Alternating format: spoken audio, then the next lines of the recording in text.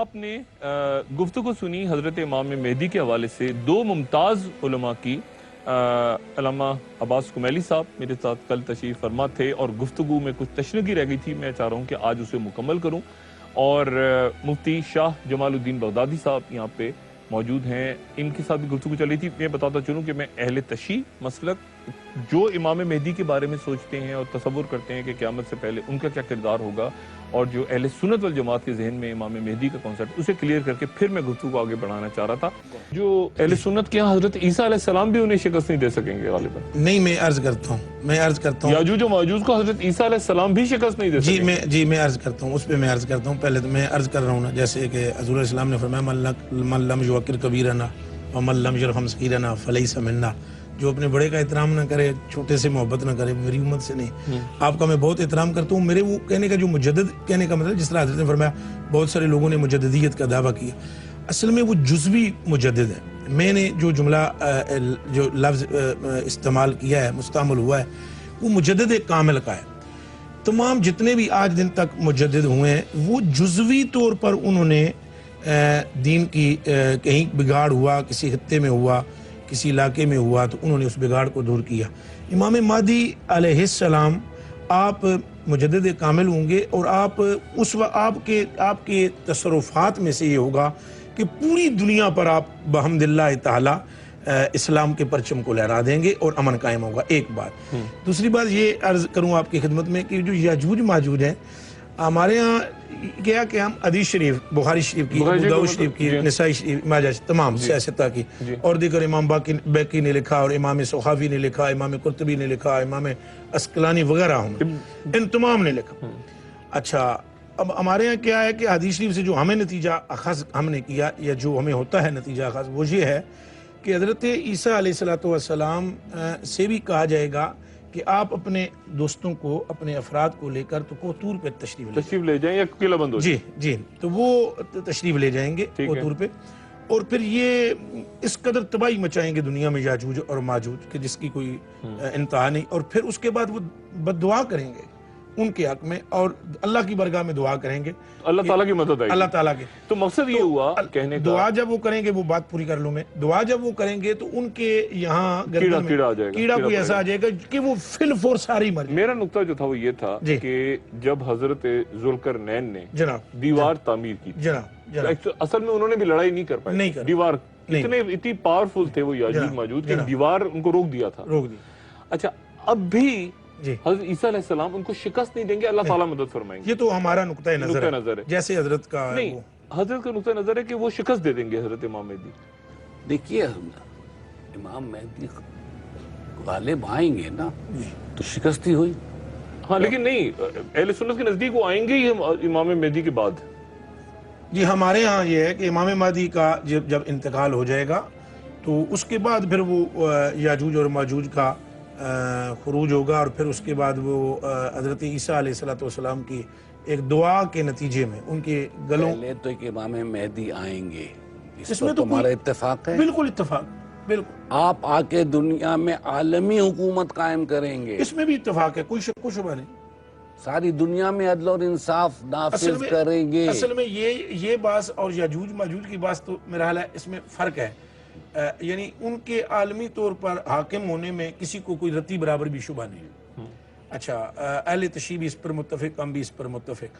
بات جو یاجوج ماجوج کی, اور اس میں بھی میں سمجھتا ہوں کہ کچھ تھوڑا سا, اگر کچھ جھگڑے کی بات نہیں ہے, کوئی جھگڑے کی بات اس میں صرف اتنی سی بات ہے. میں یہ کہتا ہوں کہ وہ بحث اتنی امپورٹنٹ نہیں ہے. نہیں ہے.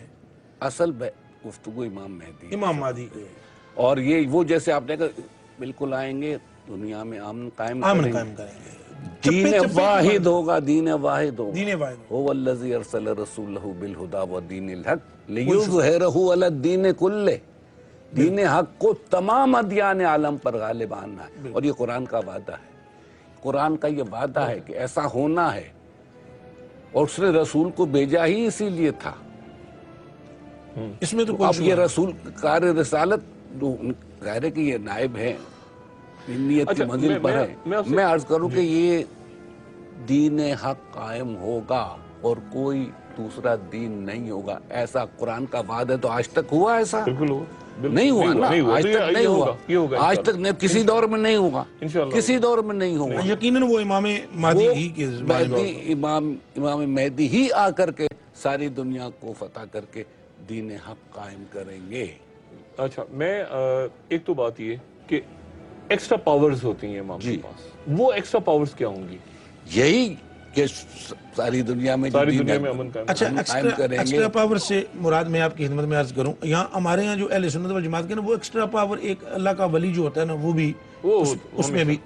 اچھا, چونکہ امام اسے کیا کہیں گے ایکسٹرا پاورز کو؟ آپ کرامت کہیں گے, معجزہ کہیں گے؟ کرام معجزہ صرف نبی کے ساتھ خاص ہے, قدرت اللہ کے ساتھ خاص ہے, اور کرامت ولی کے ساتھ. اچھا جی, جو عام جو اولیاء ہیں جو رنگ مصطفیٰ میں رنگے جاتے ہیں ہمارے یہاں, ان کے پاس بھی ایکسٹرا پاور ہوتی ہے من جانب اللہ. تو وہ جو ہے نا جی, وہ ہمارے یہاں بھی وہ سلطان الاولیاء بن کر آئیں گے. وہ اتنی پاور کسی میں بھی نہیں ہوگی ولی میں. اس سے پہلے ہمارے اہل سنت والجماعت کے نزدیک بھی جتنی پاور کہ اللہ سبحانہ ان کو عطا فرمائے گا ان صحابہ کے بعد تبع تابعین سے لے کر اب تک, اور بلکہ اس وقت تک جب تک ان کا ظہور ہوگا, اتنی پاور نہیں ہوگی. اور یقیناً حق تعالیٰ سبحانہ ان کو پاور عطا فرمائے گا.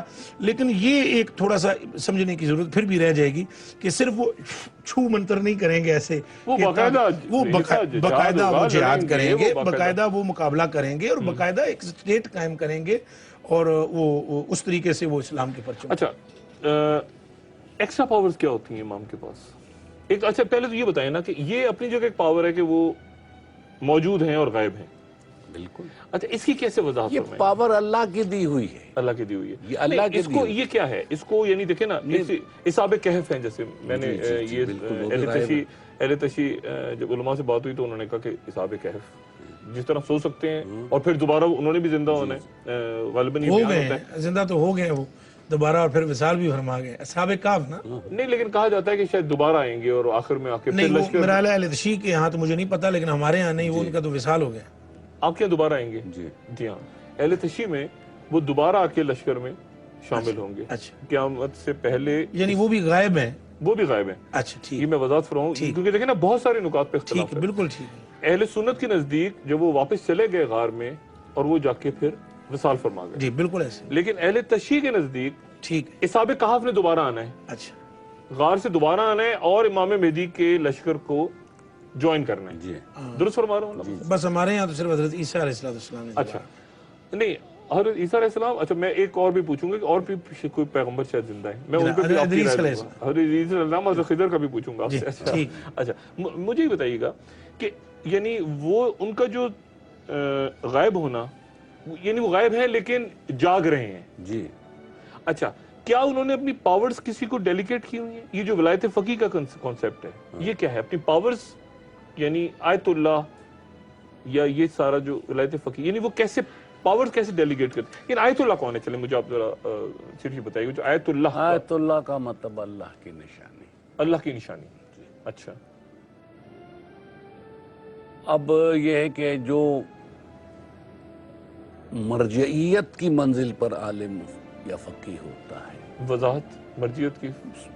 تقریباً ساری دنیا اس کو تسلیم کرتی. ان مرجع سے کیا مراد ہوتی ہے؟ مرجع یعنی لوگ ہر ایک بندہ اس کی طرف متوجہ ہو, تقریباً میجورٹی, یعنی سب اس کو مانے.